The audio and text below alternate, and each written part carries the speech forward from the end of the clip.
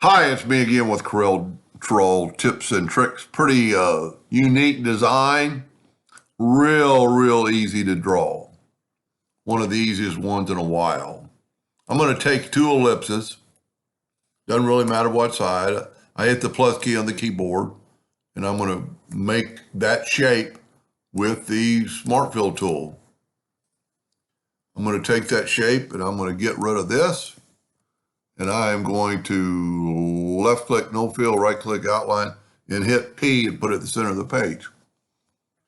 I'm actually going to Control D and make a duplicate and rotate it 90 degrees. Then I'm actually going to make it bigger, so I'm going to hold down the Shift key and make that grow from the outside in or inside out.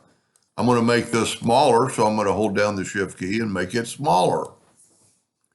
Now all you need to do is take the 3-point curve line, which I use about 99% of the time, and go right from that node to that node, and then give it some curve, and kind of try to maintain this curvature right here.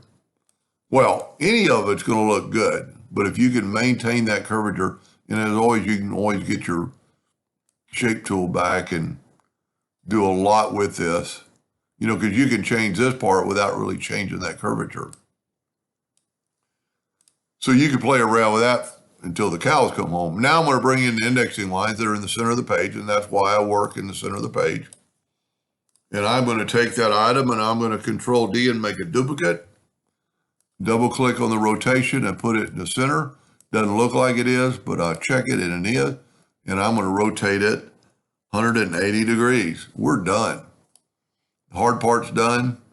Now just the play time. Take the Smart Fill tool. I'm going to go ahead and use that same color. I'm going to go ahead and take away my, no, I still need my guidelines for one more thing. Then I'm going to take the Interactive Fill tool and just come downwardly, and I'm going to add black. And this is where you could spend a lot of time. You know, you could really play with this and, you know, do some things and make it yours and add some more and even add some more, you know, just and try to get, I think I've gone too far. I need some darkness. We're going to call that good.